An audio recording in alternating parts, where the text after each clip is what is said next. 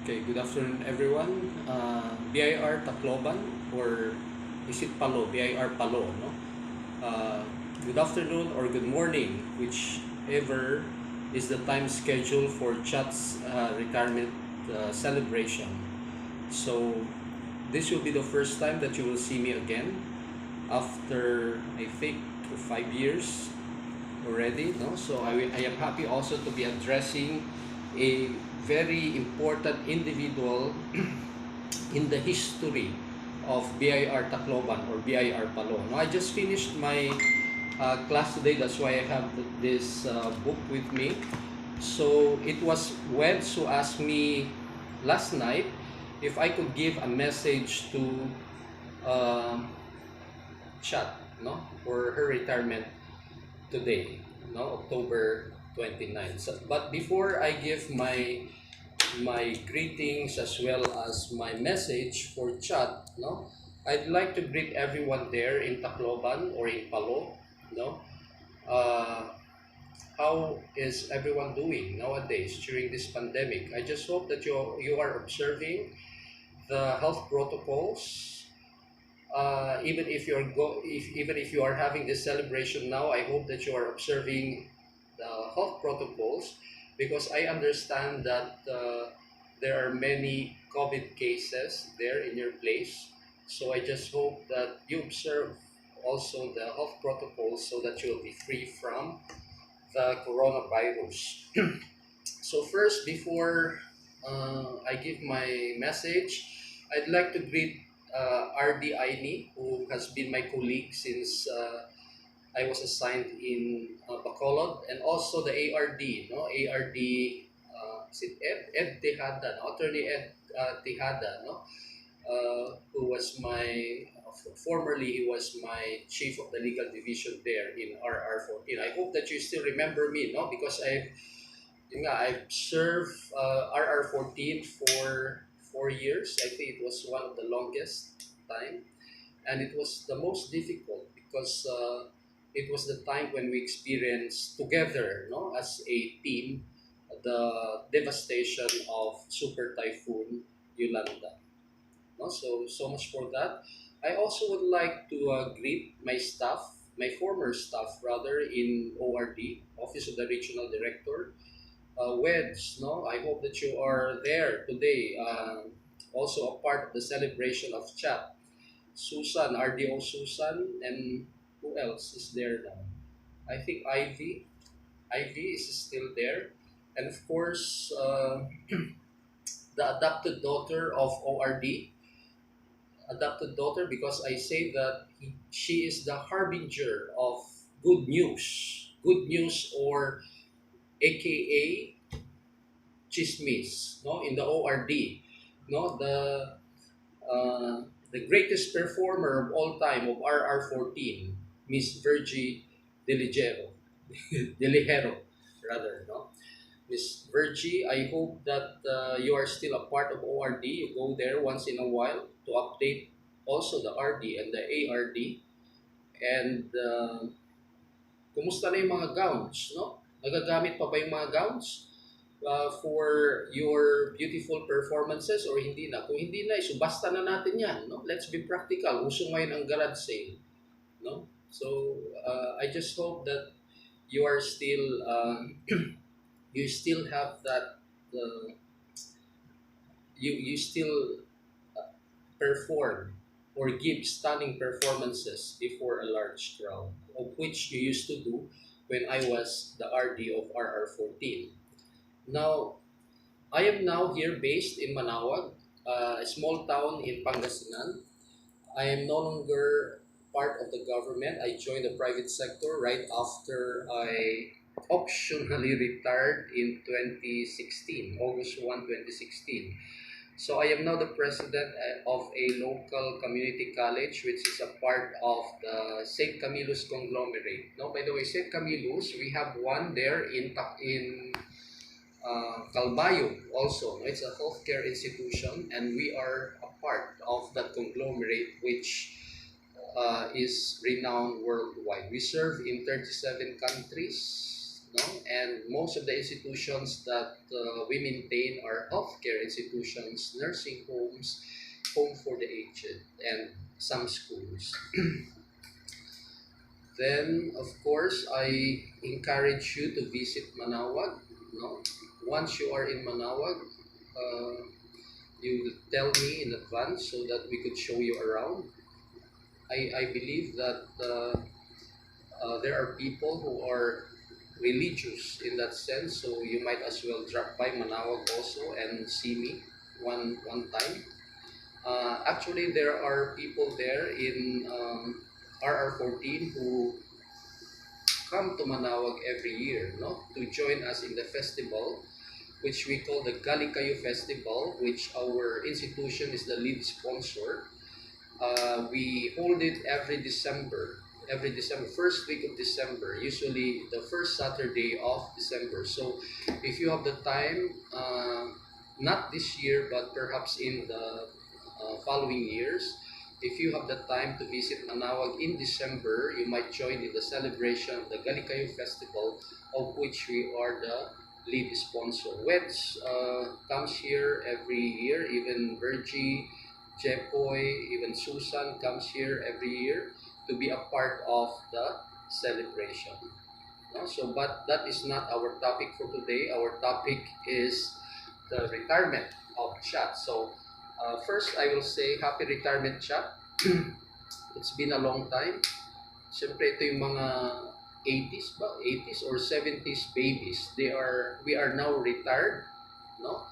And no one will be spared, of course, from not retiring from the revenue service. No, we will all retire, and when we retire, we hope, sabi nga ni Ma'am Ace, no, RDAs, we have to retire honorably, di ba? Honorably. So remember that when we retire, we have to retire honorably.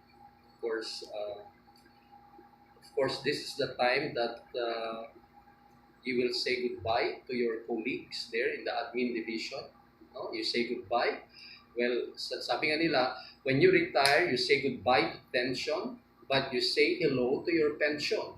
No? So, it's a mixture of happiness and loneliness. But I tell you, Chat, if you are quite lonely now, meron ding another group na nagsasaya. Di ba? O dyan si Tunet, baka siya na yung susunod sa posisyon mo. O so, kung merong aalis, meron yung grupo na medyo malungkot, meron din yung grupo na masaya. That's life. That is how it works in the government service. No? Kung merong malungkot ka, then yung another group is also medyo masaya. No? That is the two phases of life here on earth. No? Sorrow and joy. No? That is a part of life. So kung nagsasaya, you leave the tension, you give it to Net, whoever will be the next chief of the admin division, and you lead now or start a new life. No, retirement is of course the beginning of something. No, it's not the end. And in your service there, but you could always make that as a beginning of something more beautiful, more productive, and of course more enjoyable.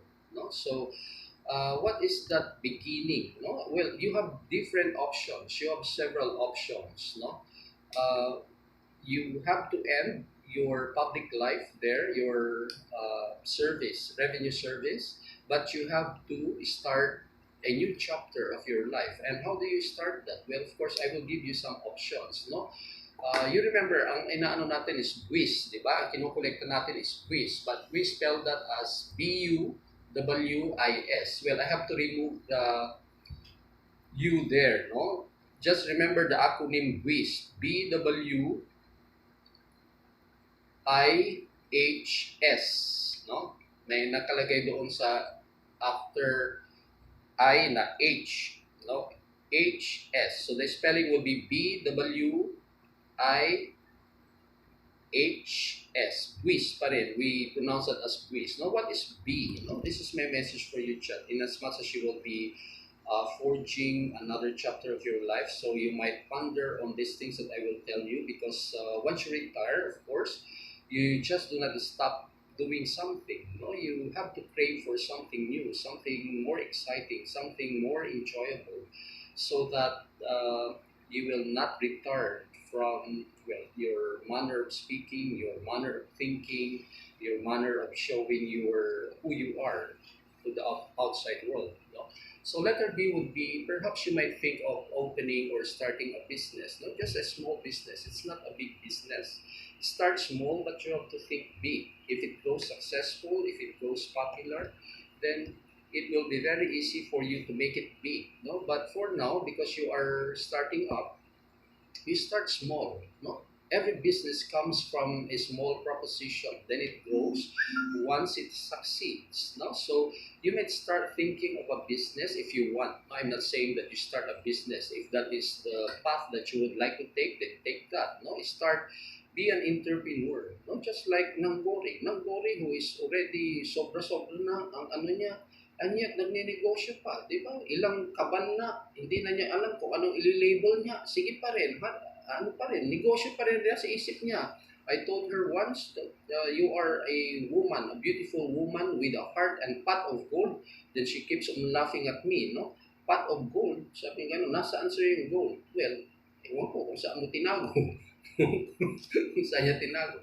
Well, anyway, start. Perhaps being an entrepreneur. Entrepreneur, you have to start small, but you have to think big. No? That's one. Letter B.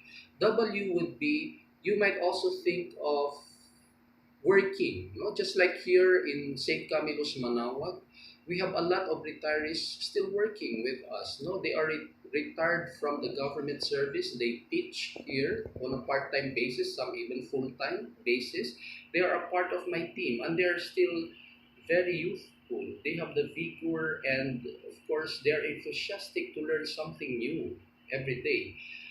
You do not have to stop. No, you have to move on. You have to continue doing something productive. No, hindi porke nag-retire ka, then you stop. No, you will deteriorate in the end, especially yung mind mo, baka magka-Alzheimer ka. So, you might think of working still, sharing your expertise with a private entity, or working part-time as an instructor or a teacher. No, you have to contribute something to your community, to your society, to keep yourself busy and productive. No, so work will be another option that you may take. The letter I would be, of course, investments. No, investments would come from passive income. Yung mga nandiyan dyan, huwag mo na lang ipaalam sa RID, baka mamaya ikaw ang tirahin. No? So investments will be in the form of passive income. You may have some apartments, you may have some shares of stock, you may have some yung accounts, no, yung investments sa time deposits, no, ganon. So you, even if you have retired and you have received your pension or something, a lump sum or whatever, no, even if you have received that, make it multiply in the form of investments. Do not just put there na walang nangyayari doon sa ano mo, sa money mo. No, you have to multiply so that your resources will not be depleted in the end.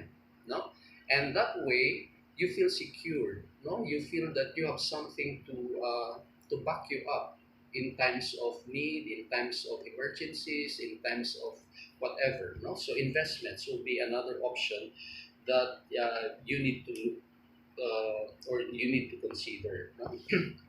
Then, what is the age? The age would be, perhaps you might start a new hobby. No, perhaps this is the time when you have to search in the internet or wherever. No, you have to start a new hobby, because that will make you excited, that will make you enthusiastic, that will animate you on a daily basis. No, something that we do not know yet and we learn, that excites us. No, that will give us the perk, no, that we need for us to look up something on a daily basis. No, so you need to pursue a new hobby. No, like siguro kung hindi ka nag-ballroom, mag-ballroom ka na this time, isama mo yan si Nanggori, isama mo yan yung si Nasenya, no, isama mo lahat, even si Gagay na nandiyan pa, siguro bakit hindi pa ba yung iba nagre-retire, so start thinking of that hobby. And then finally, di ba, we kulang na lang yung S, no? Which the most important one, yung S. Ano yung S? Well, something na yung stimulate, no? Yung iba na naman, baka ibang iniisip. Something that stimulates, hindi iniisip sex. No, it's not sex, something that stimulates not only the body but even your soul. Of course, when we say stimulating, of course, spiritual, we think of God, no?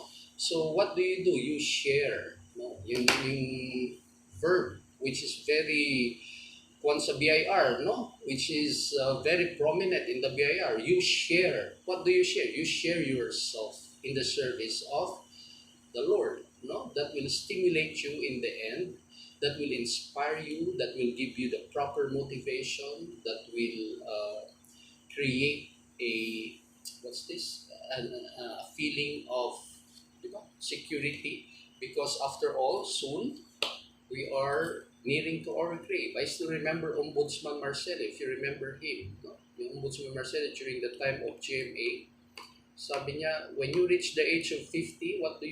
No? You start working on your soul. No? Siguro, this is the proper time, chat, for you to share yourself in the service of the Lord. No? For after all, you have retired, you have all the time now to do anything you want. And I think this is the best time for you to share yourself with the Lord if you have not been doing that before. No? So, doon yung wish na sinasabi natin. No? And after that, syempre, isa na lang naman ang aantayin mo niyan eh. Di ba? Yung parang pelikula ni Richard Gomez and si Don Sulweta, ano bang titulo nun, di ba? Hihintayin kita sa langit. No? Yun ang sabi. No? So, kung makita mo yung better half mo doon sa itaas, kung doon siya napunta, then magpa-Don Sulweta ka rin doon. No? That is the proper time for you to gawin na yung mga hindi ginawa noon. Because if you see each other there, perhaps talagang doon kayo papunta. So again, I'd like to visit Tacloban, but I am so sure that I will be visiting Tacloban siguro during or right after the presidential elections in May 2022. No? So I hope to see you there, not in 2021 because COVID, we might not have solved the problem yet or the pandemic yet. So I expect to see Tacloban, God willing, during the presidential elections in May 2022 or just after the presidential elections. I hope to see all of you there, and I hope now once I go there, noong una kong titignan, di ba, ang dami kong projects sa mga district offices, baka naman, nasaan yung pangalan ko dito? Na-omit na pala, di ba? Those were the projects that were duly approved and funded, na-approve yung funds niya during the time of then Commissioner Kim Inares. So I just hope that pagkatingin kong ganun, baka wala na chat. So I will be blaming you for that. No, I just hope that when I visit again the different district offices of Tacloban, makikita pa natin kung ano yung pinagpaguran din. And I hope, no, that you serve the government, you people in Tacloban, no, BIR Tacloban, you serve the government with passion and dedication still, whoever your regional director is, because you do a very critical task or a very critical responsibility now that we have this problem. No? So kailangan ng ating taong bayan, no, yung natin, yung nakukolekta, no, kukolektahin natin so that the social services which they need will of course be properly given, no? Properly given to all of them. So again, chat, happy retirement. Iba na ang ano natin, mga nararamdaman, di ba? Mabagal na tayong kumilos, mabagal na tayong maglakad, mabagal nang kumain, iniisip na lang yung mga memories ng mga previous na palaging ikaw ang bida. Of course, those are manifestations na matanda na yung tao. So anyway, again, happy retirement and Godspeed. Good afternoon, everyone.